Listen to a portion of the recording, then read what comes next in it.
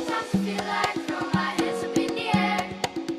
I know I can. Assalamualaikum warahmatullahi wabarakatuh. Selamat siang. Halo sobat hukum, selamat datang di podcast kami, podcast Santuy Hukum Internasional. Hari ini kita bakal ngobrol santai tentang satu prinsip yang namun itu agak susah disebut itu. Namun itu sicutere tuo alium non ledas. Waduh, kayaknya yang kayak bahasa selanjutnya tuh. Tapi tenang, kita bakal bahas dengan santai kok. Intinya tuh gunakan hakmu tapi jangan sampai nyusahin orang lain. Nah, makanya kita hadir berlima di sini ada Bapak, Bondan, Fadil. Jadi, baiklah langsung nih ke wilayah. Oke, jadi kita mulai dari apa dulu nih? Sebenarnya apa sih Dan makna prinsip ini?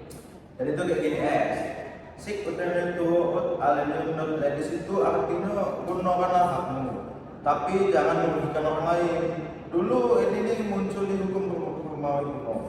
Awalnya tuh buat ngatur untuk antar warga itu antar warga kampung. Kayak kalau kau punya tanah, lah, tapi jangan sampai itu nyuri tanah orang lain. Oh, jadi kayak bebas gitu ya, tapi misalnya gitu ya. Betulnya memang dulu memang lainnya memang. Nah, terus ini nih berkembang. Sekarang dipakai di hukum internasional. Negara boleh ngatur wilayahnya dewek, tapi tidak boleh juga ngatur wilayah negara lain. Oh, jadi gitu ya. Coba sekarang ke Bondan nih, yang suka banget bahas kasus.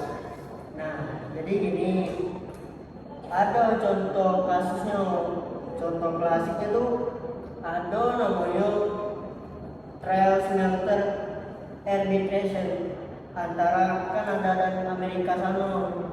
Nah, jadi dulu tuh ada pabrik peluburan di Kanada yang asapnya tuh nyebrang ke wilayah Amerika. Itu bikin lahan pertanian di Amerika sana tuh jadi rusak. Nah, jadi akhirnya Kanada itu disalahin lah gara-gara itu. Nah, itu kayak versi internasional dari tetangga, bakar sampah, tapi asalnya masuk sebelah rumah ya. Ini berarti levelnya antar negara lah.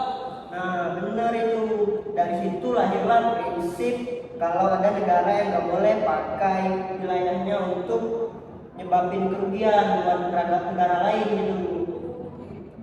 Nah, prinsip ini makin kuat pas ada deklarasi Stockholm tahun 1970 sama deklarasi Rio tahun 1990. Intinya ini negara tuh boleh ngatur sumber daya alamnya, tapi harus tanggung jawab juga agar tidak merugikan lingkungan global.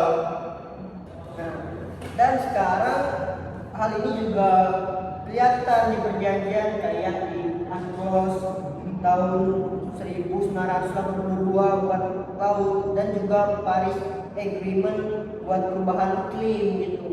Nah iya betulnya tuh. Sekarang banyak negara yang sudah sadar kalau polusi atau emisi itu efeknya lintas batas.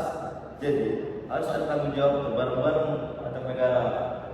Oh, berarti ini jadi Indonesia. Ini nih bukan cuma urusan soal hukum, tapi juga soal moral dan kemanusiaan ya. Nah iya nih cocok dan betul ya. Oke, tapi kan nggak semua negara langsung patuh ya. Apa tantangan sobat kita besarnya? Yang susah tuh ngebuktiin. Misalnya gimana kalau polusi itu yang berasal dari negara A yang nyebabin banjir di negara B, itu juga butuh bukti ilmiah dan politik juga. Nah, selain itu, mekanisme hukumnya juga belum sekuat itu. Banyak keputusan internasional yang sifatnya masih dalam rekomendasi gitu. Nah tapi kan di sisi lain masyarakat sekarang makin sadar, aktivis lingkungan, mahasiswa sampai generasi muda tuh mulai dorong negara buat tanggung jawab. Nah, itu pentingnya. Karena hukum tanpa kesadaran sosial ya percuma sih. Betul, ya. Oh, jadi hari ini kita udah bahas nih kan dari sejarah, kasus sampai tantangan prinsip sicutere tuo alium non ledas. Jadi apa tuh kan kesimpulannya? Oh, jadi kesimpulannya gini Simpulannya itu kita bebas melakukan apapun, tapi tetap ada batas. Hak itu selalu datang bareng tanggung jawab. Nah iya, tentunya tuh. Jago hakmu, tapi juga jaga bumi dan sesama manusia.